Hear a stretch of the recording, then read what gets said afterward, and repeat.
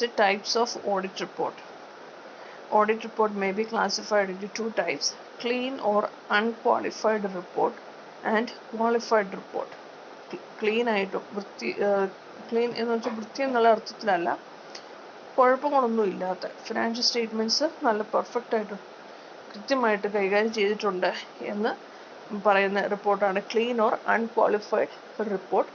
അല്ലെങ്കിൽ എന്തെങ്കിലുമൊക്കെ ചെറിയ ചെറിയ തെറ്റുകളൊക്കെ ഉണ്ടെങ്കിൽ അത് പറഞ്ഞിരിക്കുന്നതാണ് ക്വാളിഫൈഡ് റിപ്പോർട്ട്. നമുക്ക് വളരെ ഇമ്പോർട്ടൻ്റ് ആയിട്ടുള്ള ഒരു സെക്ഷനാണ്. ഇതിനകത്ത് ഉറപ്പായിട്ട് ക്വസ്റ്റ്യൻ പ്രതീക്ഷിക്കാവുന്നതുമാണ്. Clean report or unqualified report. When an auditor is satisfied that the profit and loss account and the balance sheet exhibits a true and fair view of the state of affairs of the company, he will give a clean report. In other words, clean report is one in which the auditor does not insert any qualification, modification or reservation. The auditor is completely satisfied that there is nothing objectionable in the books of accounts and final accounts.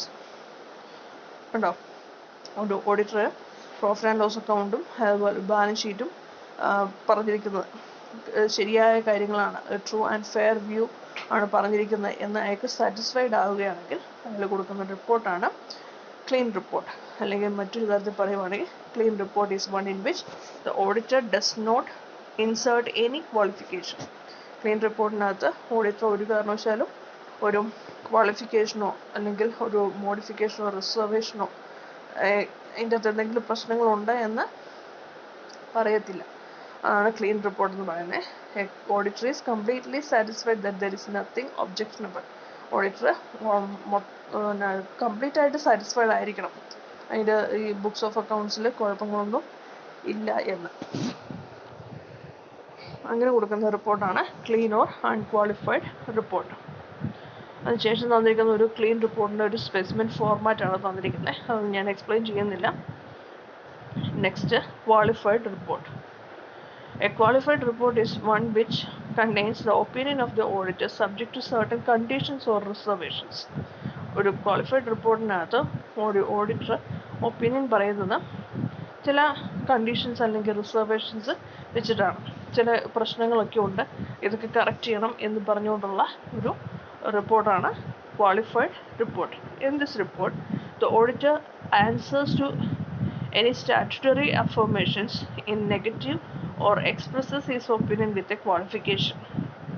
ഈ റിപ്പോർട്ടിനകത്ത് auditor ചില statutory affirmations അത് നെഗറ്റീവായിട്ട് അല്ലെങ്കിൽ ഒരു ഒരു positive അല്ലാത്ത ഒരു opinion അത് നൽകുന്നതാണ് ഈ ക്വാളിഫൈഡ് റിപ്പോർട്ട് എന്ന് പറയുന്നത്. The report also states the reasons to such answers or opinion. ആ റിപ്പോർട്ടിനകത്ത് എന്ത് കാരണത്താലാണ് അങ്ങനെ ഒരു ഒപ്പീനിയൻ തന്നത് അല്ലെങ്കിൽ ആ ക്വാളിഫിക്കേഷൻ ഒക്കെ പറഞ്ഞിരിക്കുന്നത് എന്തുകൊണ്ടാണെന്നുള്ള റീസണും കൂടെ പറയും. അതെന്തൊക്കെയാണെന്ന് നോക്കാം. Auditor will qualify his report due to the following reasons. When he is not satisfied with the accounts presented to him, അയാൾക്ക് മുന്നിൽ പ്രസൻറ്റ് ചെയ്ത അക്കൗണ്ട്സിൽ അയാൾ സാറ്റിസ്ഫൈഡ് അല്ല എങ്കിൽ ഒരു ക്വാളിഫൈഡ് റിപ്പോർട്ട് കൊടുക്കും. When he finds some discrepancy in the treatment of some items, അയാൾ കണ്ടെത്തുവാണ് ചില ഐറ്റംസിൻ്റെയൊക്കെ ട്രീറ്റ്മെൻറ്റ് ശരിയായ രീതിയിലല്ല നടത്തിയിരിക്കുന്നത്. അതായത് ഇപ്പം ക്യാപിറ്റൽ എക്സ്പെൻഡിച്ചർ ആയിരുന്ന സാധനം റവന്യൂ എക്സ്പെൻഡിച്ചറാക്കി മാറ്റുക, അങ്ങനെയുള്ള അക്കൗണ്ടിങ് സ്റ്റാൻഡേർഡ്സും പ്രൊസീജിയേഴ്സും അനുസരിച്ച് അല്ലാത്ത രീതിയിൽ അക്കൗണ്ട്സ് പ്രിപ്പയർ ചെയ്തിരിക്കുവാണെങ്കിലും അയാൾ ഒരു ക്വാളിഫൈഡ് റിപ്പോർട്ട് കൊടുക്കും. When he is not satisfied with any explanation or information given to him, അയാൾ കമ്പനിയുടെ ഡയറക്ടേഴ്സ് അല്ലെങ്കിൽ ഓഫീസേഴ്സിൻ്റെ അടുത്തുനിന്ന് ചില എക്സ്പ്ലനേഷൻ ഒരു ഇൻഫർമേഷനൊക്കെ ചോദിച്ചിട്ടുണ്ടാകും. പക്ഷേ അതിലൊന്നും അയാൾ സാറ്റിസ്ഫൈഡ് അല്ല എങ്കിൽ ഈ പറഞ്ഞ പോലെ ക്വാളിഫൈഡ് റിപ്പോർട്ട് കൊടുക്കും.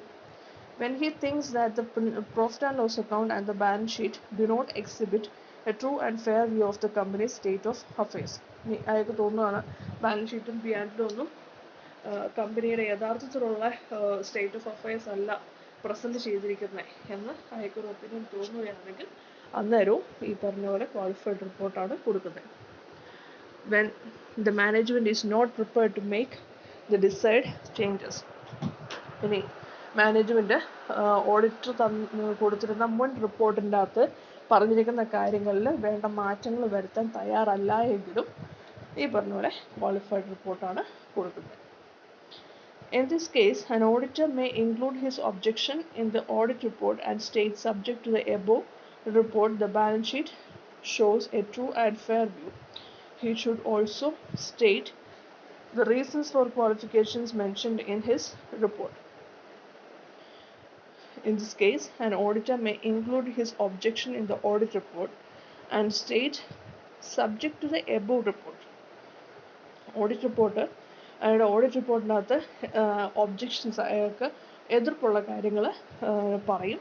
എന്നിട്ട് പറയും subject to the above report, ഈ മേളിൽ പറഞ്ഞിരിക്കുന്ന റിപ്പോർട്ടിൻ്റെ അടിസ്ഥാനത്തിൽ ബാലൻസ് ഷീറ്റൊക്കെ ശരിയായ ഒരു ട്രൂ ആൻഡ് ഫെയർ വ്യൂ ആണ് കാണിക്കുന്നതെന്ന് പറയും.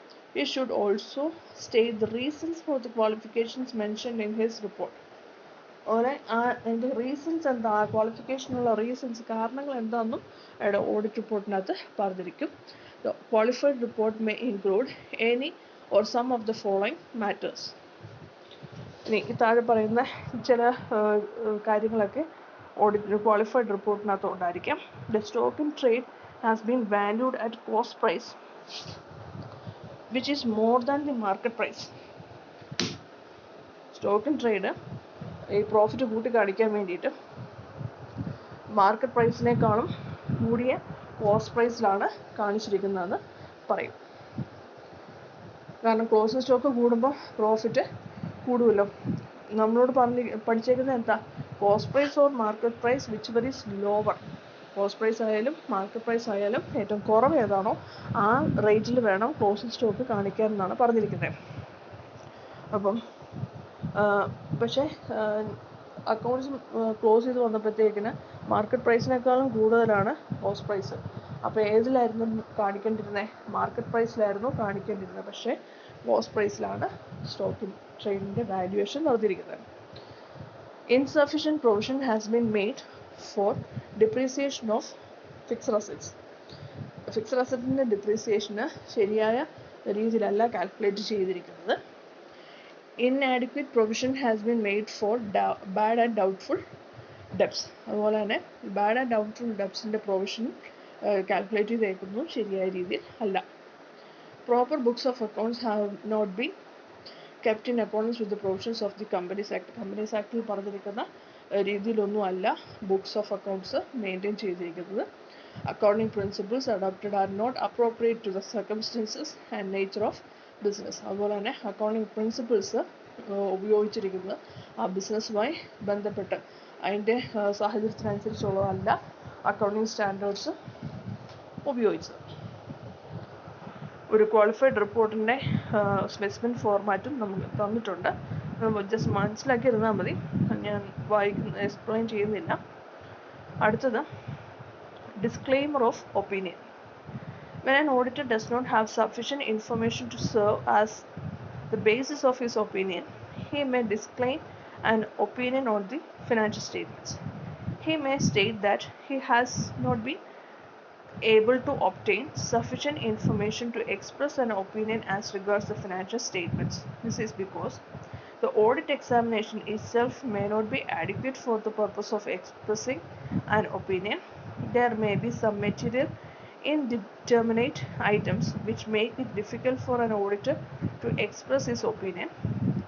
The auditor may not get access to various books of accounts and records as they have been seized by some authorities or have been destroyed by fire, flood, etc. When an auditor disclaims an opinion, he should state the reasons for the disclaimer. എന്താണ് disclaimer of opinion? When an auditor does not have sufficient information to serve as the basis of his opinion, he may disclaim an opinion on the financial statements. ഓഡിറ്റർക്ക് ഒരു audit report complete ആയിട്ട് കൊടുക്കത്തക്ക രീതിയിലുള്ള informations ഒന്നും available അല്ല, full information ഒന്നും available അല്ലാത്ത സിറ്റുവേഷനിലാണ് disclaimer of opinion കൊടുക്കുന്നത്.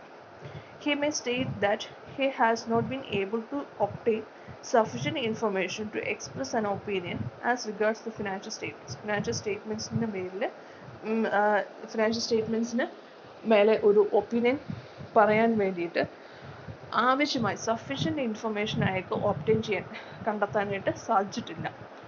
This is because അങ്ങനെ കൃത്യമായ ഇൻഫർമേഷൻ കിട്ടാതെ വരുന്ന സാഹചര്യം എന്ന് പറയുന്നത്, ഒന്ന്, audit examination itself may not be adequate for the purpose of expressing an opinion. ഒരു ഓഡിറ്റ് എക്സാമിനേഷൻ ജസ്റ്റ് ഒന്ന് ചെറിയ രീതിയിൽ മാത്രം നടത്തിയാൽ പോരാ.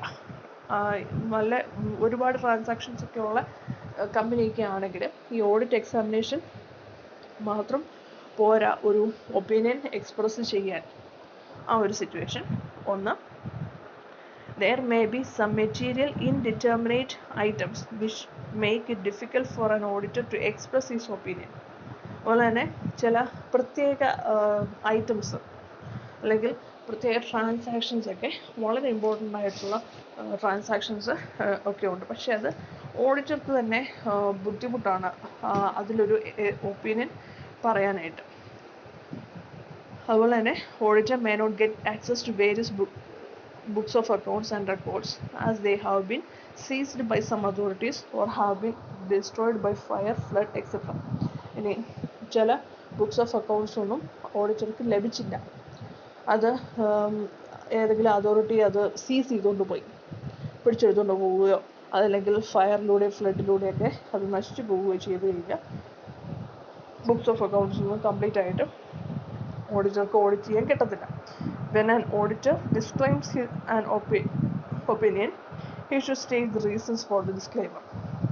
ഇനി ഓഡിറ്റർ ഒരു ഡിസ്ക്ലെയിമർ ഓഫ് ഒപ്പീനിയൻ ആണ് കൊടുക്കുന്നതെങ്കിൽ അതിൻ്റെ റീസൺ എന്തുകൊണ്ടാണ് അങ്ങനെ ഒരു ഡിസ്ക്ലെയിമർ കൊടുത്തതെന്ന്, എന്ത് കാരണത്താലാണ് അയാൾ അങ്ങനെ ഒരു ഡിസ്ക്ലെയിമർ ഓഫ് ഒപ്പീനിയൻ എന്നുള്ള റിപ്പോർട്ട് കൊടുത്തതെന്നുള്ള കാര്യം അയാളുടെ ഓഡിറ്റ് റിപ്പോർട്ടിനകത്ത് പറഞ്ഞിരിക്കും.